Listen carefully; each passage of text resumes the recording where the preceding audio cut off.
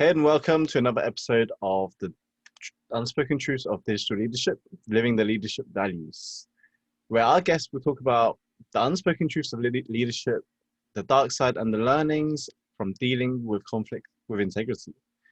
And today I have a very, very special guest and a mentor to me, Jeff Lobeck. How you doing? Jeff, Thank you. thank you for coming on. You are like I always say, you're like a benchmark for me to work towards too. But also because I admire your confidence, your huge heart for what you do in terms of your coaching, your assistant fire captain for the fire team for Tony Robbins, for those that don't know. But let's dive a bit more deeper for those that don't know who you are. How did you get started in the whole Tony Robbins world, and before you got into the fire team? Oh, okay. Yeah. Great questions. Yeah.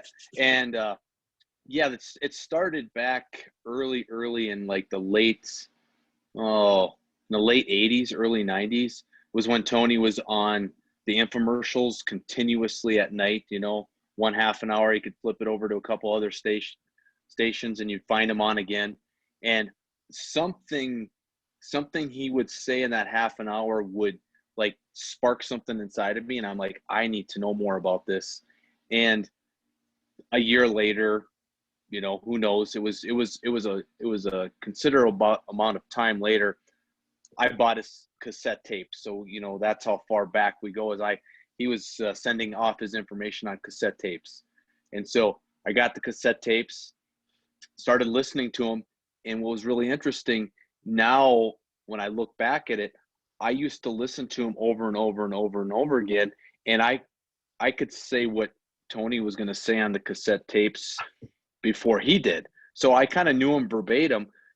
The interesting part is I was not applying it in my life.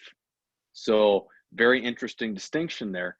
And then we fast forward to March of 2007 is when my wife Stephanie and I went and attended Tony's event for the first time.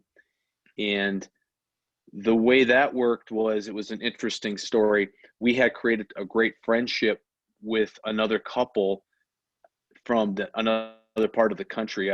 Stephanie and I live on the West Coast of the United States.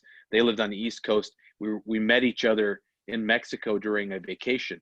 We were on vacation, they were on vacation.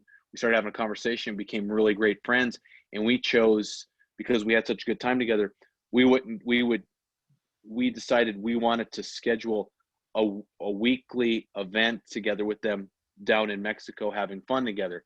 And back in those days, that was in our partying days, so it was party with them. And what happened, we were so we wanted to make it happen so bad that while we were sitting on the beaches in Mexico, we would go up and schedule and make plans to meet at a certain time the following year. So we would schedule at the hotel, we'll be back next year at this time. That's how important it was for us. So we had something to look forward to. So what had happened is, in the beginning of 07, they gave us a phone call and said, we can't make it this year. And we remember getting off the phone and being pretty upset about it, because we had been planning it 11 months. We're getting excited going. They couldn't go. So Steph and I, at the time, we were just roommates at the time. We hadn't worked on our marriage. We were married 15 years, and we really didn't want to go together to down to Mexico alone. And so she said, what would you like to do instead? And I said, I've always wanted to go to Tony Robbins one time live. Just want to go and see his presence. And all these times I've listened to him on cassette tapes, I just would really like to watch this and be part of it. So she had listened to the tapes, but she really wasn't into him like I had been. She's like, I will go. And she found that the next event was in March of 07, and it was in New Jersey on the East Coast. And she said, I'll go to the event with you if you'll take me to a Broadway musical. Kind of like, scratch my back, I'll do it. And I said, sure, if you'll go, I'll go. And so we were staying in Manhattan, really having a great time, came in a couple days early, and then we started the event. And that first day of the event changed our lives, both of us. We were able to see something different. We were able to look at life differently. And we're like, wow, there are people out there that look at life this way. I want to be part of that. And so we both went to the event, and the first day of the event, that's the day that Tony takes you through, 7, 8, 10 hours of teaching you how to build the courage to walk across these coals, this bed of fire, these coals, and they separate the people you come with. So Steph and I separated and created a buddy that we were going to work with that day. And so that night we both walked on fire, which in hindsight, we looked at each other like we were never going to do it, but we did it anyway. And the next morning was something that's been etched in my memory forever. We were both in the bathroom getting ready for that next to go to the second day, day 2 of the event. And I was shaving, looking in the mirror, shaving, and Stephanie was in the shower. And I said to her, what Broadway musical are we going to? And I remember her opening up and looking and moving the shirt, and she looked me in the mirror, and we were looking eye to eye in the mirror, and she goes, "Who gives an F about the Broadway musical? I want to be back at the event as early as possible because I want a seat as close as possible, because if you're the first ones in line, you kind of have to run to get closer to the stage." So that changed our whole life. And then while we were there, we found out that to participate, now you can volunteer. And that was a great story too. But we chose to volunteer. We did what we needed to volunteer. And we started volunteering the next event, which was in the summer of 2007 in California somewhere. We crewed for the first time and fast forward up 13 years later, myself, Stephanie, our 2 boys, Alex and Zachary. Alex is 25, Zachary 18. We combine on volunteering for the fire team. We probably have close to, 70 or 80 of events. I've got close to, like 35, close to 40, but about 2.5 years ago, I was asked to take over an assistant captain's position. So I'm a contractor for Tony, where I go in and go, not just in the United States, I get to go over to London, been to Singapore a couple times, and then that's how we met. And so we've gotten to start big fires together, and it's been such a great ride. And then the friendships that we gain because of it, and here we are. You're part of my peer group. You raise my standards. All these Tony language. We'll talk Tony language for a little bit. You who you hang out with is who you become. So because of technology, you and I can connect like this, which we did last week. We were just catching up with stuff, and we realized, this peer group of ours is let's raise the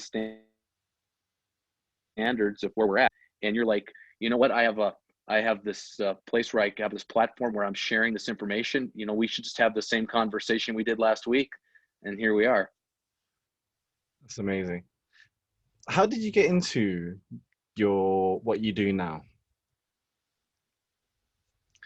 What I do now? Well, what I do now is I'm a certified mindset coach specialist, and that had everything to do with Tony. Mm-hmm. With Tony, I went to the event, really didn't know much about myself. I got to know a lot about myself, but with a lot of people going to an event like a personal growth seminar or something, it's all about money. And I was going 13 years ago, I was going to get rich. I was going to find out the secrets to get rich. And through Tony, I got everything but that. It was really interesting because I didn't know I was just a roommate of my wife. We were married for 15 years. We had no passion in our lives. We just thought, this is who you hang out with, is who you become, like we talked about a few minutes ago. We were hanging around with people that had 15 years of marriage like us, and there was no passion. You know, the guys would go over here and drink their beer, the ladies would go over here and drink their wine, and we'd bitch about them, they'd bitch about us. And it was like, it was like, that was just what life was like. And we just accepted it. And then we got to go to Tony, and then it completely changed. So my relationship with Steph completely changed. We're on this, I'm more in love with Steph today than I've ever have. We communicate beautifully together just because of changing who we were. It had nothing to do with her, it had to do with me. And then into my spiritual aspect, I started to find out more about myself. You know, spirituality to me is the process of remembering or discovering yourself. And so I'm on a quest to find out more about me, which helps me out with every aspect of my life. And then great relationship with our kids now. And then my body, I've lost 45 pounds and I've kept it off for like the last 10 years. But the crazy thing was, I walked in to Tony 13 years ago to get rich. And that just never happened. It was because I needed to go more deep into my unconscious mind. And through the personal growth world, you get to be around more people in personal growth. So a couple of years ago, I came across a new product that's been being tested for like the last 10 or 12 years. And it's a scientifically proven method that reveals and then it heals the underlying causes, the things that you don't see, the things that are unseen because it's in the unconscious mind. It's running the show. It's got a story it's telling. And my unconscious had this deep story around work and around money. And I've been able to reveal it, and then I healed it.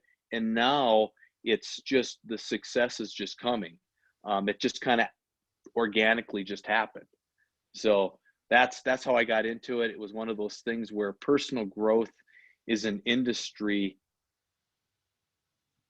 that when you get into it, you think everybody knows it because that's your peer group, but really 95%, 97% of the world just doesn't understand it. They think it's a motivational thing, and it's not even close to that. You can motivate yourself. You can have people motivate you, but you're more or less looking at the person in the mirror and learning about them and finding out that life's not happening to you, life's happening for you.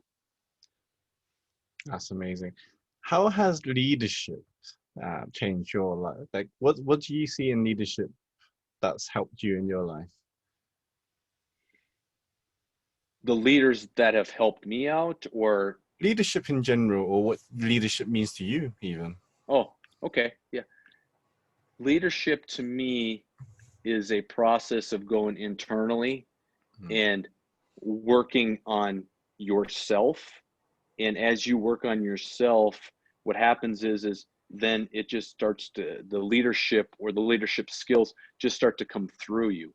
Because one of the things that I teach is that my old paradigms or my old belief systems were that, you know, we needed to know the knowledge. We would read the books and go to the seminars and get the knowledge. And through the knowledge of the book, we would create the wisdom that we needed to live our lives. And my new belief system in through this, and I just, it becomes more and more evident to me every single day that I say this and I live it. And then I see other people using it, the clients and the students using it, is that knowledge, and all we have to do is go on Google and we can get any knowledge that we want. So it's not the knowledge we're after. We can go extract the knowledge from a book. So let's say that Tony Robbins creates a book, and he's created a couple of financial books in the last couple of years. I can take that book and I can read the knowledge from that, and I retain the knowledge. Tony created the wisdom, and then he wrote that book. So he had to experience, he has to go through the experiences of this knowledge first. He has to experience it. So he puts it into his life. That creates the wisdom for him. And what we're really after is we're after the wisdom. So you have to take the knowledge from a book or a seminar, and you need to take it over here. And then you need to go through the experiences, and through the experiences is where you create your own wisdom. And that's where the leadership really comes through you. And so it's, You have to experience it first. You can't just read a book. And we've been to different classes where somebody that's just read a book is really good at taking in the information and then just sharing that information with you. They've never really lived it. You can feel it from your heart. But if somebody's experienced it and they're telling you stories about how they got through it, your heart and their heart's opened up and you're really listening. And then you go home and apply that. And that's where I think real leadership comes through. Yeah, because I always find that fascinating when people think, oh, leadership's like a title, or it's when you're leading a team or leading an organization. So I love how you put it, is that you're leading yourself. But in terms of how people or business, owners and leaders, how would they be able to apply leadership more into their lives, would you say?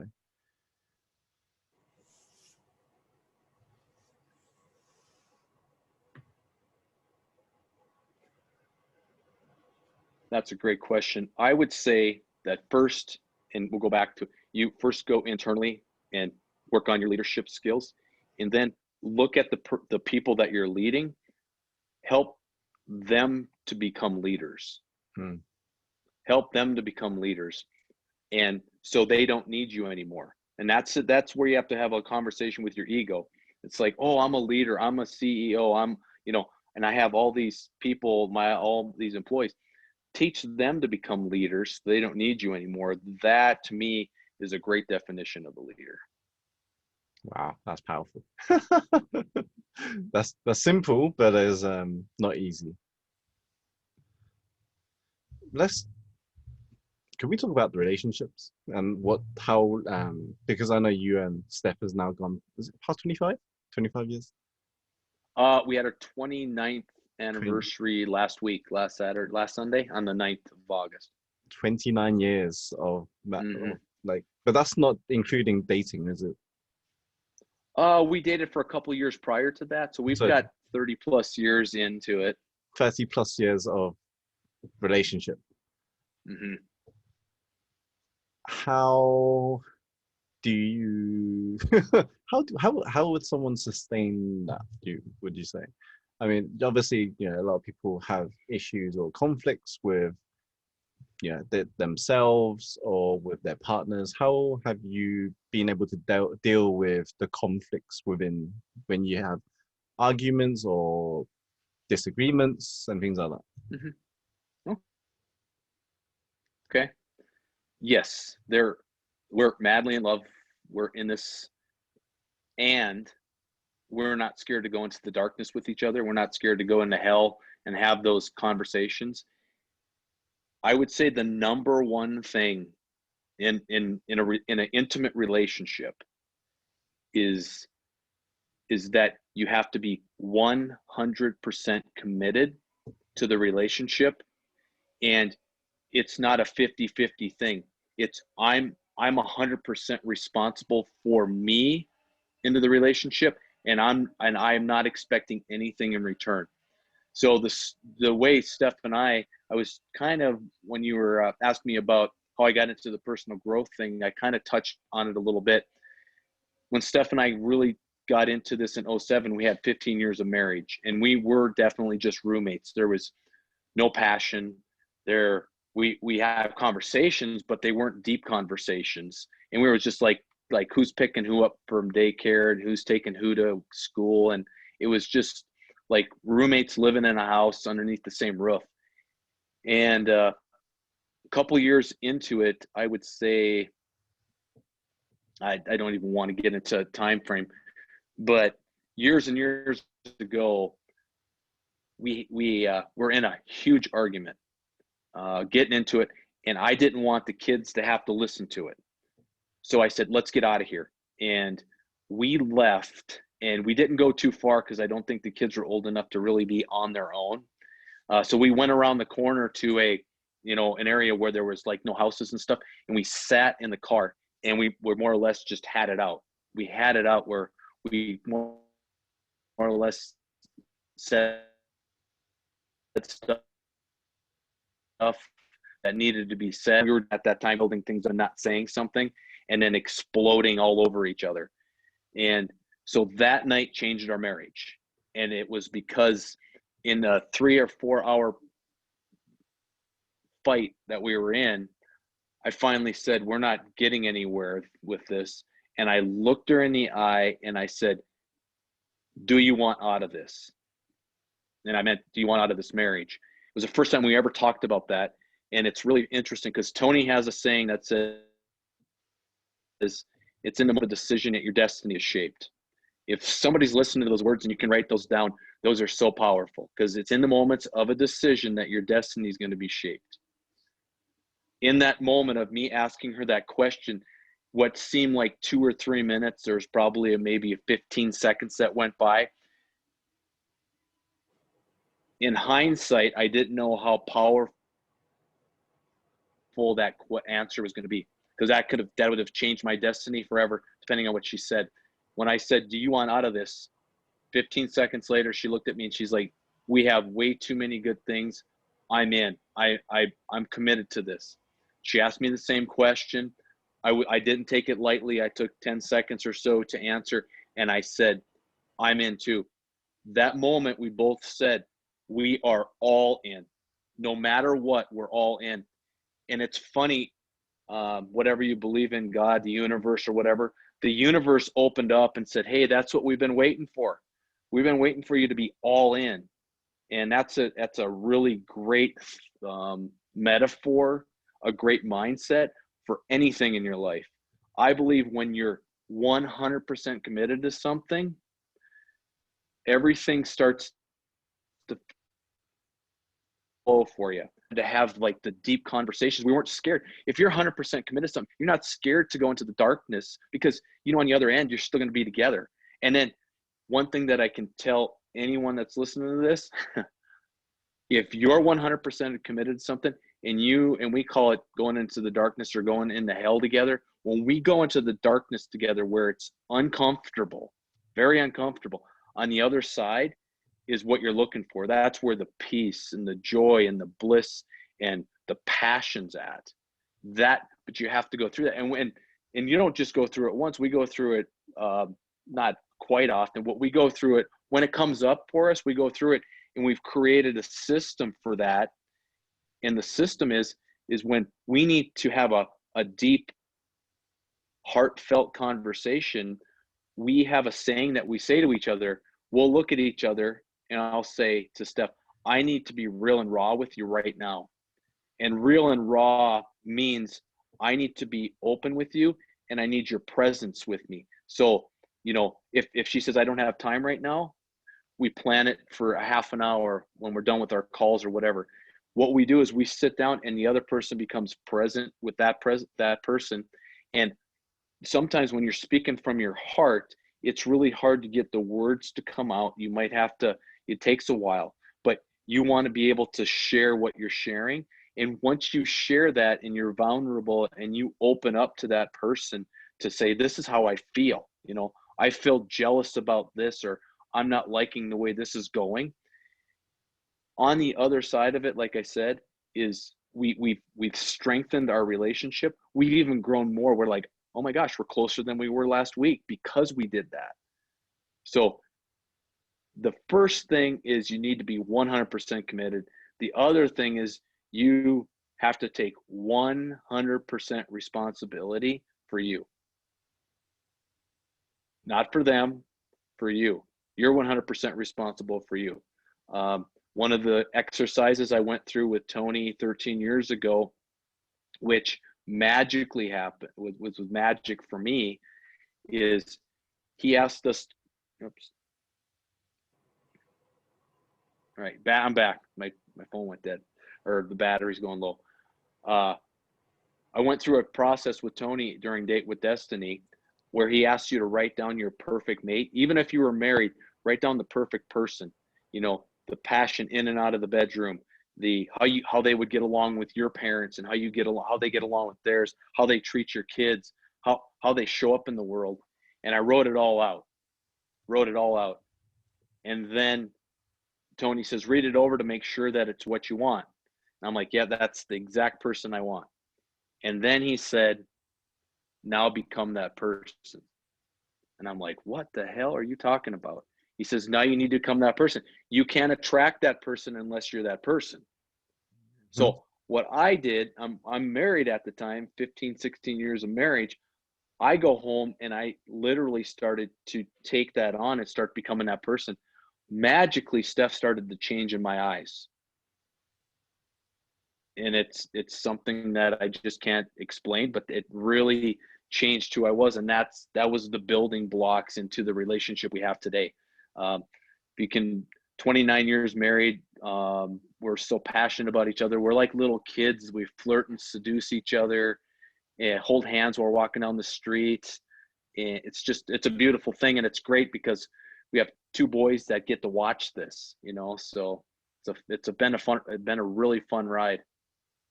I always notice it as well. It's always like, wow, they're so in love. It's just amazing to just witness on the side. Mm, And it's just like, that's why I keep saying you're like a benchmark for me, because I've been, with my fiance for about 10 years now. And that's something that I'm working towards, is create this magical, passionate, loving relationship. And it's always something that I'm just wondering what else can I do to make it better? What else can I do to make it, how can I love more? How can I show more affection, be more intimate, be more vulnerable, be more open? So it's always just like, I'm always fascinated when I hear people with long relationships. Like, how are you doing it? Because I'm always fascinated how everyone else is, maintaining or sustaining or making it, improving on it. Sure. Just fascination of personal development. Sure. I suppose. I love that. I love the questions you're asking yourself. You're asking such great, powerful questions. What can I do to become more vulnerable? What can I do to create a better relationship with her? Because there's so many people are like, if we could just fix her, our whole relationship would be better. So it's not about them, it's about you. So you're such a great example of like, I have to go and look in the mirror. So good for you. Thank you. Yeah, it's always, I'm always just fascinated about how else could I do, what else can I do better? Because another fun fact, even, is that we never really argued. Like, we never had a full-blown argument. We had disagreements, but not like a full F you and F that and argument. And we noticed some of our friends in our circle that have had occasionally many of those arguments, and we're like, why have we not argued? It's like we sometimes we should try to pick a fight with each other just for the sake of it and be like, come on, argue with me. And it just doesn't happen. Yeah. And each person's individual. For Stefan, our personalities are like, hey, we're willing to, if I'm feeling something, I'm not scared to say anything to her. If that person's not going anywhere, that's that commitment. It's like, I'm 100% committed. When you're around people that are 100% committed to their business, you can feel it. You already know they're successful. The success just hasn't caught up with them yet. It's like they're telling the universe, yeah, bring it on. Whatever you want to bring on, I'll go through it. But most people call it problems, or we call them obstacles or challenge or whatever. It's just like, it doesn't matter. I'm gonna make it. Yeah, that's always interesting. When you go into, how do you handle your inner conflicts that you've had?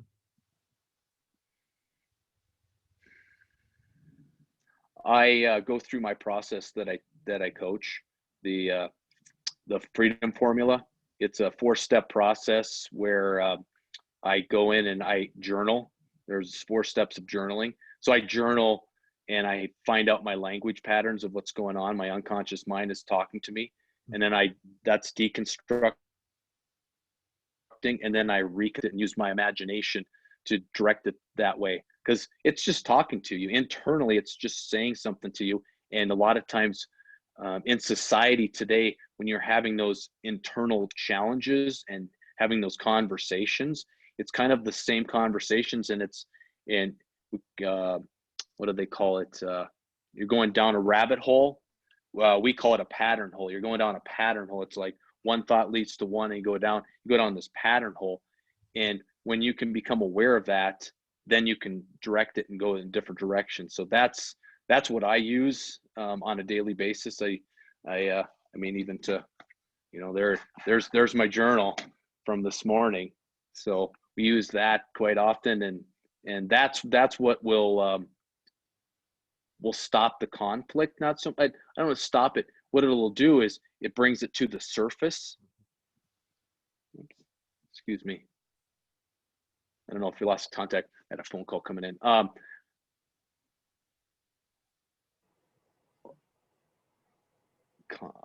trying to remember my train of thought. We were talking about the pillars. No, but when you go in and you find out what the language pattern is. When you get into the language pattern, you're like, oh, that's what's been slowing. That's what's been stopping, because it's a story. Yeah. We live on stories. That's all our brain works on, is stories. So we've created a story. If there's something in your life, if there's an area of your life that you're not in where you want to be, there's a story being told to you through your unconscious mind stopping you. So this is very important for me. I need to hear it. I always say it out loud because I like to hear it, because it's very powerful. The story you tell is the truth that you know. So the story you tell is the truth that you know. You can tell any story you want. You're going to believe it. So if the story isn't serving you, change the story. Change the story, change your life. And so that's, you know, that's what we're here for, you know, to become more aware and remember who we really are. And do you have any other habits that you do to help with your manage with conflicts or stress and tension? The first one's the journaling. The second one is to face it right away. It's like we were talking about with Stephanie. I have conflicts with our boys. You know, they're kids, they're growing up, they're, you know, in their 20s more or less. And there's just different challenges that you work through. And I've come to realize that, you know, coming together. And I mean, one of the things that was one of our greatest learnings through Tony, raising our kids, was Tony said, I have 4 children, and he goes, I want to help create them to become problem solvers. I don't want to solve their problems for them. So 13 years ago, if you minus 13 years off of the 2 boys' ages of 25 and 19, right then and there, we started to give them choices. When you start to give them choices, now they're creating their life by building their muscle on, like, you know, this is my life. I'm responsible for my life. And when you can help build that up, that changes everything. Wow. That's profound in a way. When it comes to, again, relationships, there's any other things that you would say that you have a structure for? Laugh a lot.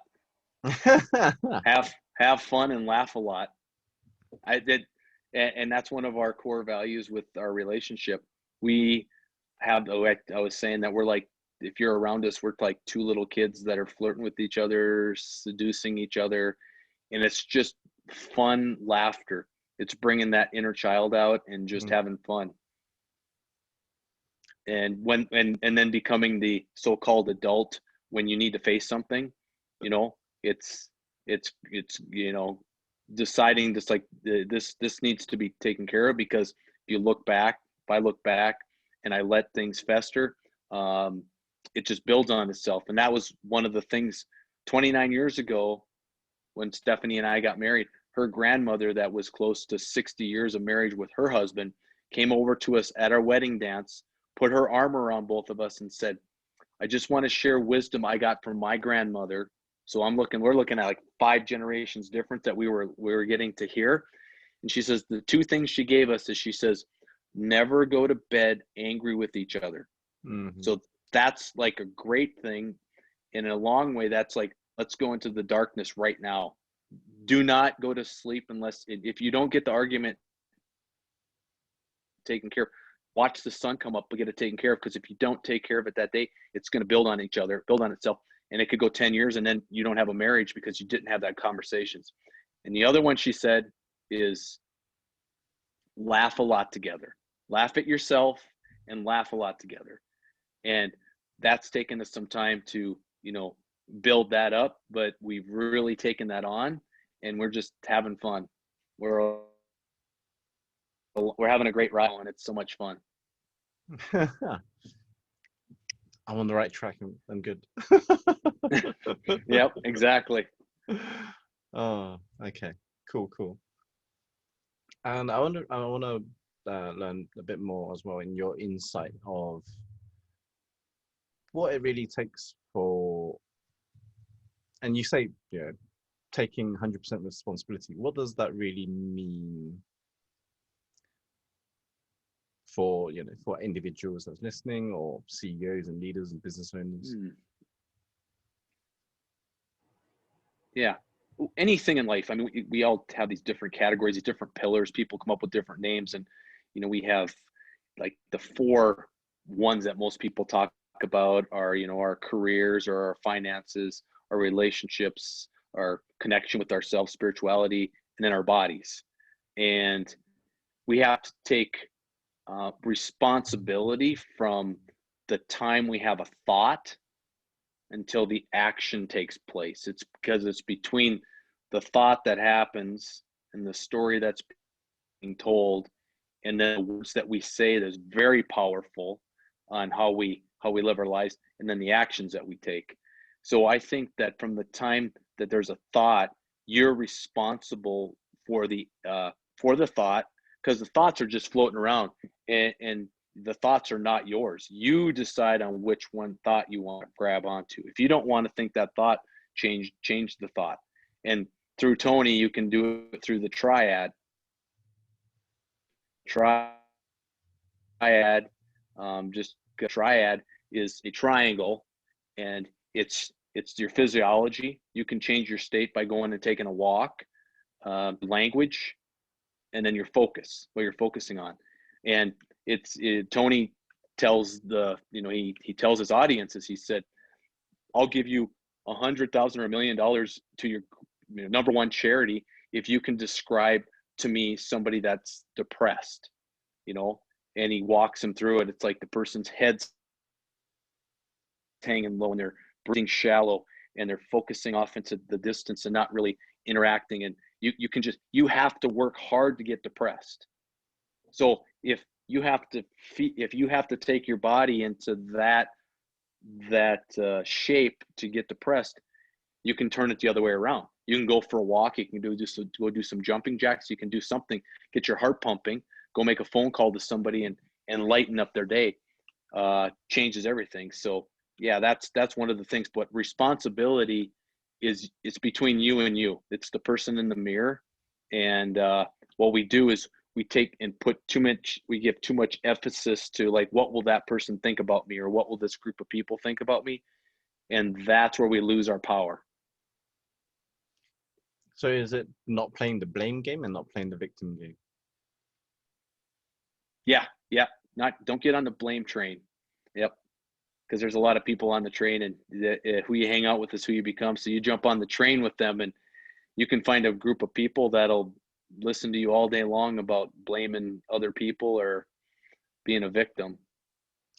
Because you often see or hear that business leaders and CEOs, that they always say, "Oh, it's not my fault. It's someone that it's the sales department that's not generating sales, or the marketing department's not driving marketing or sales enough publicity and stuff like that." What do you? Yeah. Oh, go ahead. What would you say about that? About how to counter and not get into that zone, or how to avoid getting into the blame train?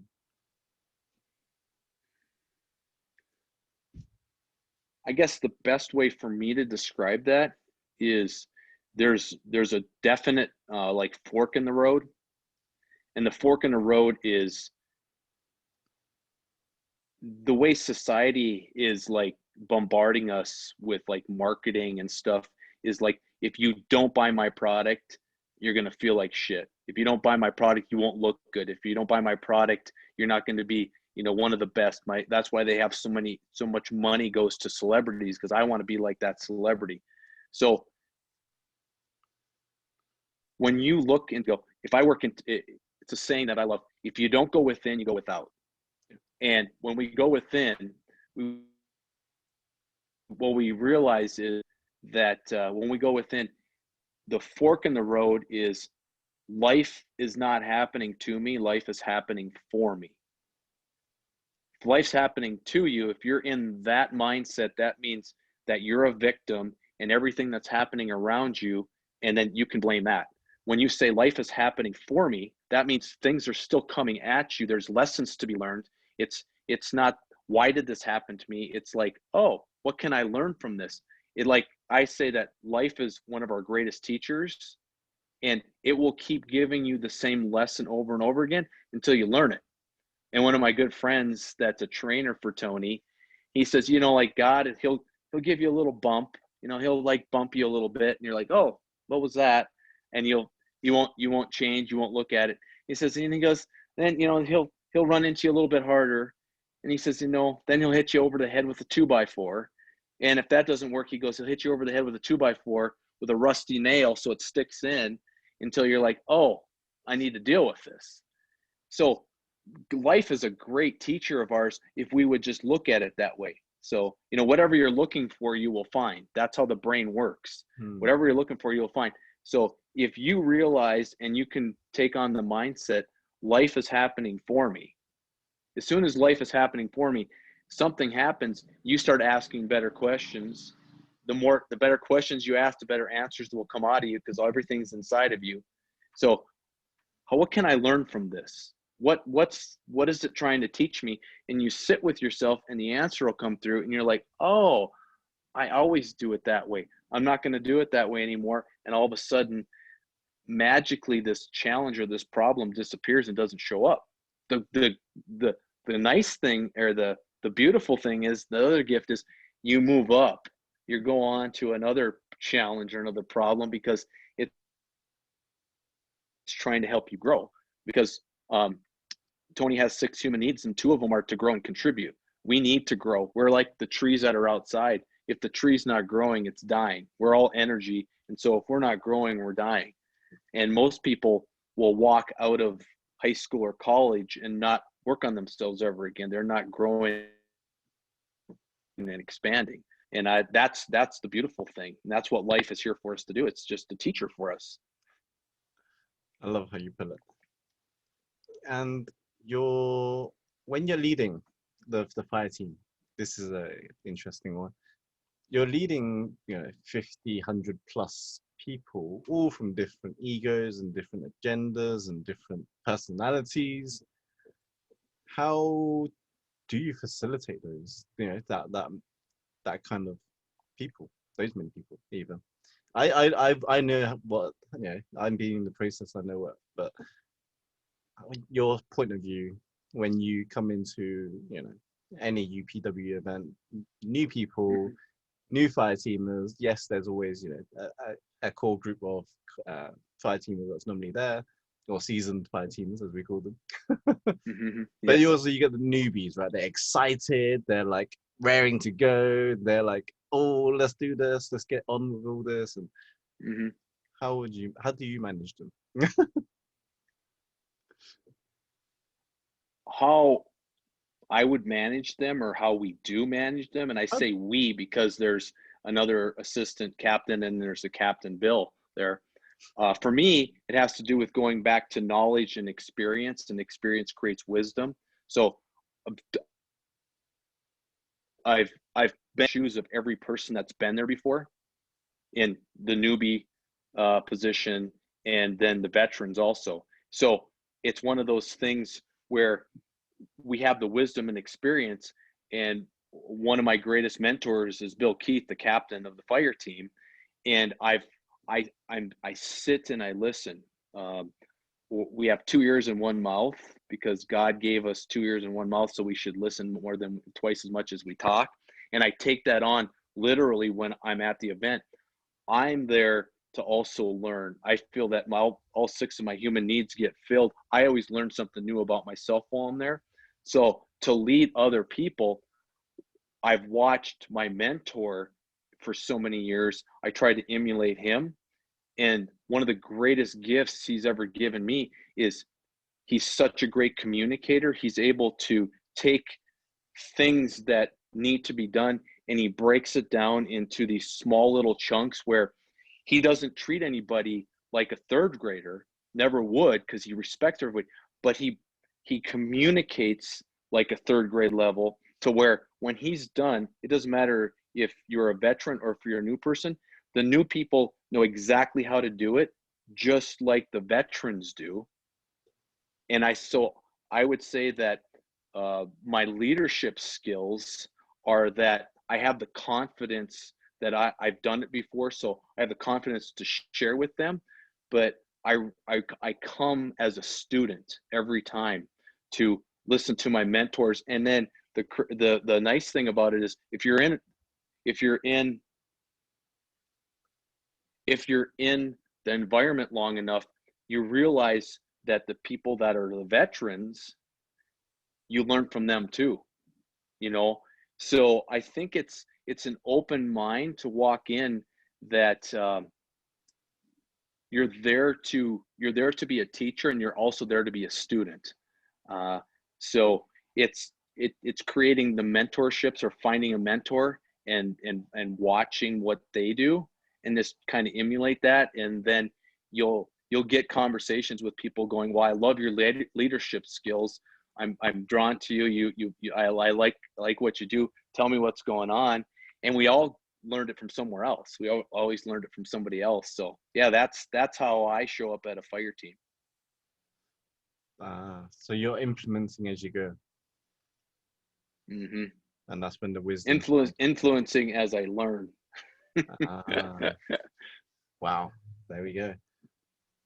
If there was anything else that you would to advise people who wanted to learn more about their egos and the unconscious mind, where's a good place to start? Because there's so many people that would say, I don't have an issue, or I don't have a problem, or things like that, or I suppose resistance, so to say, to go within. Mm-hmm. Where's the best place to start? If you don't think you have a problem, then don't work on yourself. You know, it's the committed. It's when you take responsibility and go, hey, there's a part of my life that I'm not happy with. When it's right down to it, it's if you're going into life where like, I want more money, I want a better body, I want a better relationship, I want to get to know myself better. When it's all said, you go down to the reason why they want it, it's because they want to be happy. It's all about happiness. If you're happy with your life, then just go out and enjoy it. The one thing that I would say where most people get stuck in the happiness of their lives is a saying that I heard, and I just found out who said it, whose quote it was. It comes from the President of the United States, Teddy Roosevelt, years and years ago. It's comparison is the thief of all joy.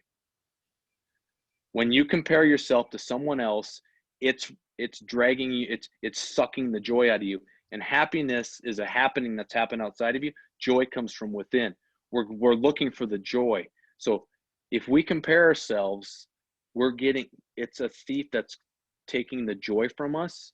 So my recommendation is not to compare yourself to anyone. And that's easier said than done. What I tell people is they say, I can't stop myself from comparing. I'm like, awesome. Then compare yourself, but you have to compare yourself to everyone. If you're comparing yourself to the guy that lives in the $4 million house and that's driving the car that you want, you have to compare yourself to the homeless person. You can't stop yourself because, well, I'm going to compare myself to this person, but I really have a great life compared to this person. I'm not going to compare myself to him. You have to. So if you're going to compare yourself to one, you got to compare yourself to all. So when it goes back to your question about people that, you know, are just in that like, well, I'm okay. That's kind of like in that middle position. You won't do anything until you're uncomfortable or you're unhappy or you draw the line in the sand. You finally look in the mirror one day with your, you know, coming out of the shower and you're like, oh, I do not like what I'm looking like. Done. I am done. I'm going to lose weight, you know? And it gets to that point where it's like, no more. And then you make that decision. So if you're on the fence, I mean, it's one of those things. If you want to change your life, then you can, but you need to get 100% committed. You know, Keith taught me that there's no such thing as 110 and 120, 130%. It's 100%. And if it's 99, that's complete. That's just like saying 1%. You need to be 100%. All in, right? All in. All in. Yep. And then you get to embrace the suck, as we say. Because life's gonna be teaching us stuff along the way. That's always the fun part. If people was to find out more about what you do, where can they go or connect? Everything that I do is on Facebook. You can go to Jeff Lobeck. Last name is spelled Lobeck, or the Facebook page is Healthy Once and For All. Wow, awesome. Thank you so much, Jeff, for your time and your wisdom. Oh, it was like always. It's always fun spending time with you. I mean, we did the same thing last week. We're just having a conversation. So I thank you for your time and thank you for asking me to be on. Really love what you shared and everything that you do. So, and what you stand for as well. So thank you so much. Yeah. Wonderful. All right. Well, we'll talk soon, I know. Absolutely. Thank you, Jeff. All right. Thanks. Thanks, Jonah.